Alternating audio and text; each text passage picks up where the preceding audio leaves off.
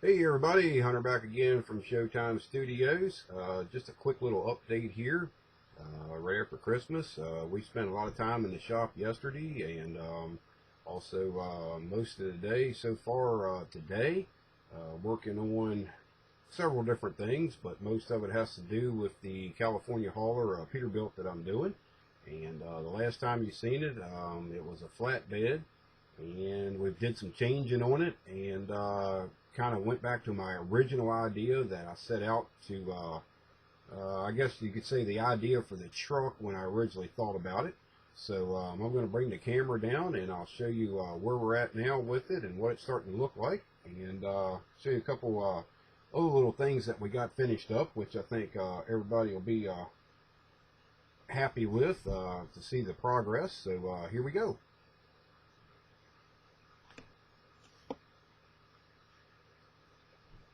Okay, I'll do the overall view of it like usual. There is what the little California hauler looks like right now. And I haven't done a whole lot of work to the cab. Few things here and there, but pretty much about the same. I did do some more tweaking on the hood assembly and getting it lined up the way I wanted. And a little bit more work on the wheels.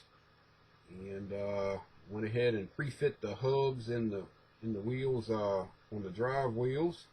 And the one thing that did change is, if you remember, this was a flatbed, but when I had my original idea, I wanted to do a drop deck, early model drop deck style trailer. So I just took the flatbed and actually cut it and did some modifications, and this is kind of what we came up with. And you can see all the cross members into place here. Now I've got a lot of straightening up to do on things, and finishing up, and seams and stuff to fill. And we got the lower part of the deck pretty much done there, and I just got started on the decking for the back of the trailer, which I think will be part wood and part diamond plate. And what we're going to be loading this thing with, as you can see right here, is this is actually a piece for a gas refinery. And I'm going to have a pallet up on the front part of the trailer, and also a pallet back here on the back part, loaded with miscellaneous parts, like probably a pump and an electric motor and a few valves and things like that. Just something to kind of give some detail to it. And all this so far is scratch built, using various bits and pieces that I had laying around. Some of them are model kit related. Some of them are actually just built out of sheet styrene or round. And you can see all the bolts I put there in the connector flanges on the outlet funnel. And we also put a flange on this piece here that's been drilled for the bolts. And we've got a sight glass hole there. I've got to finish the bolts and the clear window and stuff for that. And then we also have an electrical panel. And what I did is I actually came down here and put some little bits and pieces of plastic in there to create kind of like a circuit board type of setup, or a fuse box. And you can see some of the wiring that's going into it. I have more to put in there, but that's what it's looking like so far. And so we got a long ways to go, but just thought I'd bring everybody up to date on what the truck is looking like. We'll zoom back out here again, get an overall view of it, and that's what that looks like. And the other thing that I've been spending a little bit of time with is I decided not to use the kit engine. I went with a Revell of Germany Cummins engine, and we've done some detailing to this as far as wiring and a little bit of plumbing. And don't know if it's 100% accurate. Most likely it's not, but it looks the part, and that's what we're after. And went ahead and painted this white and did a black wash on it, and it also has some dry brushing and various other washes and details. And we did the transmission in a ruddy brown color that's been dry brushed. And we'll turn it around here. I'll show you the other side of it. And I did cut the fan loose. The fan was part of the radiator, so I went ahead and cut the fan loose and had it as a separate piece. And it's actually attached to the engine now instead of the radiator shroud itself. And this is a twin turbo setup. And that's what we're looking like so far on the turbo side. And you can see some more of the weathering in the, actually made a dipstick there. Let's see if we can get it to zoom in. It's, for you guys that don't know, it's right there. That's the dipstick that I made up. And I may be doing a tutorial on how I do those. It's a pretty simple process. But we use some metallizers and some weathering powders and various different techniques to do the turbos and get the look we were looking for. It's actually rusted on the hot side and aluminum finished on the intake sides. And same thing with the piping. I got a little bit of bluing on the exhaust going into the other turbo on the hot side.